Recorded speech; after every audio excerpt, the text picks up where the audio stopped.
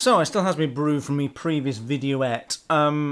So I'm breaking these videos down into little extra bits. So this one's going to be to do with the new iPods that have come out from Apple's launch event, which was yesterday. So, what have they actually done in terms of new shiz? Well, they've brought out two new iPods: the iPod Touch and the iPod Nano. Is it? Yeah, the iPod Nano. So they brought two new devices out. Or not two. They've not brought two new devices out. They've just basically sort of upgraded the current ones. So the iPod Touch is kind of on a similar sort of wavelength with the iPhone 5. So 4-inch screen, which is 1136 by 640 pixel resolution, which is the 326 pixels per inch, which is, you know, obviously a nice screen to play around with. A 5 megapixel eyesight camera on the back, and obviously the 720p 1.2 megapixel camera on the front, so you can do FaceTime and shit like that. New lightning connector, obviously, and a new funky design, and that's kind of it, really. Obviously new earpods, but that is literally it. I mean, there's nothing. It's a nice design. I do like the new design. I'm never going to go out and buy one because there's no point. But I do like the new design. It's kind of a bit funkier than like the previous, and they're kind of, I don't know, they're going down like the kind of the Lumia sort of line of thinking. I'll show you a picture which you can see up there actually.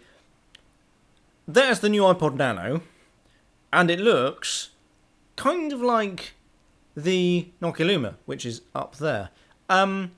So much for the Samsung lawsuit. I'm be interested to see whether or not Nokia turn around and say, well, hang on a second, Apple, you've kind of copied our design a bit there, because it's very, very similar. This is another reason why I say Apple can't innovate anymore, because they can't. Because they have to copy basically people that are currently on the market at the moment. So, yeah, the likes of Nokia and everything else is on Android, and I just don't quite understand it. You know, Apple used to be innovators, they used to be market leaders, and now they're not. They're just copiers, they're copycats. I'm not suggesting that Android has never copied iOS, because of course they have, but Apple, you know, this was at a time when Apple were the market leader, so of course you do it. But Apple kind of still are the market leader, sort of in line with everything else, so why the hell they're copying stuff from elsewhere, like Android, Christ knows. But I think that this is the sort of start, perhaps, of Apple going down the road, because essentially the only thing that Apple's got going for it at the moment are its fanboys and its customer service, and that's it. There's no, you know, general consumers are not going to go out and buy Apple devices now, and businesses definitely aren't, because the state of the bloody software they ship with things now, just shit. iOS is crap. Mac OS is also shit, and you know, and the thing is as well. Stupid things like the Apple Pro, so the Mac Pro, so the big beastie machine that you use for video editing, isn't any good anymore. It's out of date. It's completely out of date. You know, you've got HP workstations that you've got, you know, dual Xenons in, and they do some like ridiculously fast. You can have 512 gigs of RAM in it if you really wanted to, and Windows actually supported 512 gigs of RAM. You can, you know, put any graphics card in it, so in a Windows machine. So Apple really are kind of losing out a lot, actually, from everywhere. From movie studios that used to use Final Cut, now use Adobe CS6 and things like this. And obviously businesses in general that use it for artsy-fartsy stuff, because, again, Adobe CS6, decent Windows machine, cheaper, better, longer lasting, perhaps, upgradable. There we go, just saying, really. But anyway, I digress. It's the new Apple iPod Nano, basically new design. That's kind of really it. There's nothing really what we need to worry about there. New, obviously, the earphone thing, but again, Apple haven't really given us anything that we can say, wow, that's amazing. iOS 6, wow, that isn't amazing at all. But yeah, I mean, iPod Touch is always been one of those basically for kids.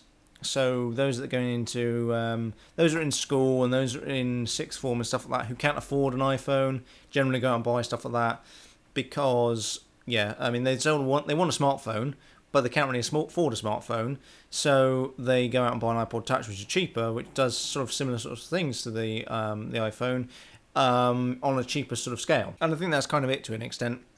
And the fact they've gone with some funky colours suggests that perhaps that's who they're trying to aim it at, is at children, especially sort of like the lower secondary school sort of age, so year 7, year 8, like 12 to 14-ish kids, I'm going to suggest, not being a colours expert or a child psychologist or anything like that.